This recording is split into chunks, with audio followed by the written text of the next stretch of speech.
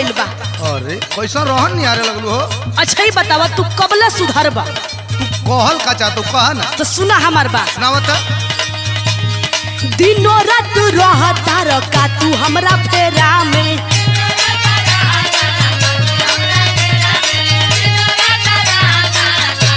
समझ सुना चोरावन के लेखाया के झाकता र डेरा में। देखो चोर और मत बनावा। ऐसे ना तोहर कामे बा। दिनों रात रहता रका तू हमरा फेरा में। चोरावन के लेखाया के झाकता र डेरा में। जैसे कहल जाला कि चोर को दाढ़ी में तिनका। हाँ उहे हाल बा ना। एगो बात बतावा। हाँ बोला। जवन दू बेकत के काम बाया के ला करेलू। ये दादा ये कोई चीज कहता रहा। ये दादा बुझा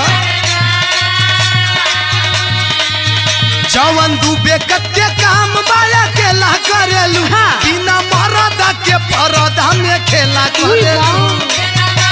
का राजबा तू गड़बड़ बोलत हुआ।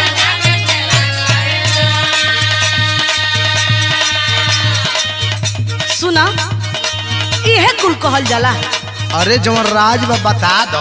अच्छा तू राज जाने आले हो है जा। हाँ तो हमारे को बात ध्यान से सुना। ई द्वार रहना बड़ी खराबी है। कहियो कुछ आ जाइबा। अरे कह बड़ा सरहंग तू करेला या कबा कहो।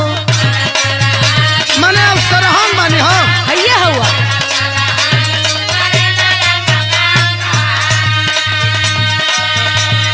दूर कोई दे तू जवन बाटे मन में शक हो। हमार शंका के समाधान कह दो। अच्छा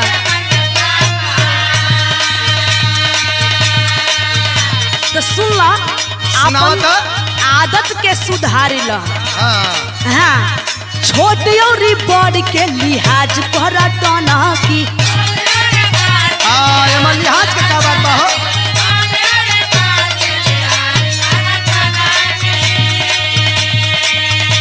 आ करता रो काम जवन करेला सना सना की।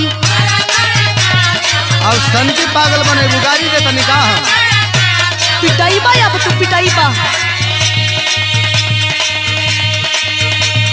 छोट और बड़ के लिहाज करता न। अच्छा। करता रो काम जवन करेला सना सना की। एगो बात बतावा। हाँ का बताई। के कर पावेलू सपोर्ट रैली रे ला करेलू।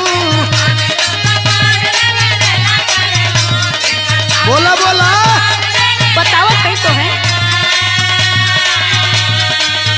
के कर पावेलू सपोर्ट रैली रे ला करेलू। बिना मरदा के परदा में ओए खेला माँ। करेलू। बताओ ना।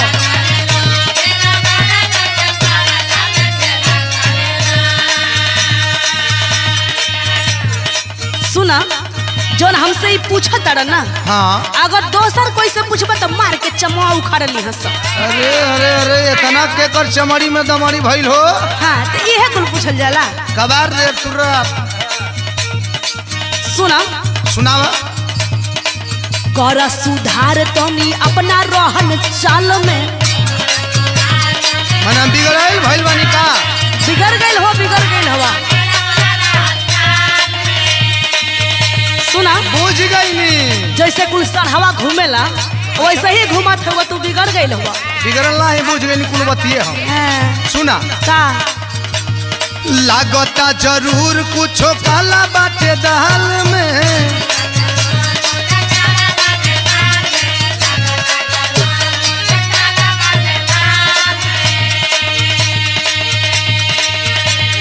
देखा दाल में करिया गोरजिन देखा।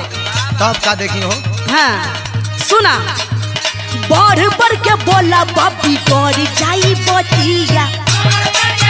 तो करा फिक्र नहीं खे हमारा। अच्छा अच्छा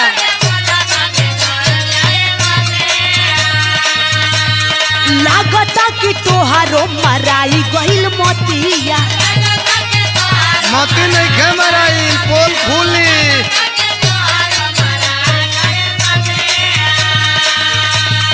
बढ़ बढ़ के बोला बापी गड़ जाई बती। अच्छा। लागता कि तोहारो पराई गइल मतिया। सुने ना का साची कहाला पदेवा से झमेला करेलू। ये है सच बात है। हाँ?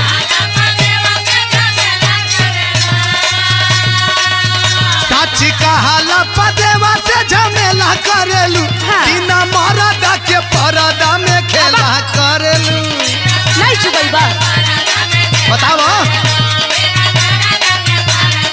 बता दो। सुना कैसे जी ने बोला। अरे बता ना दो का राजबा। का बताई तो है हो। ना बताइबू। हाँ जोन बात है ना का हम बताई। बताओ ना तो हाला होई। पोल खुली। अरे जा जा। भांडा फूटी। हाँ ऐसा ही लग रही बा कुछ ना जानता।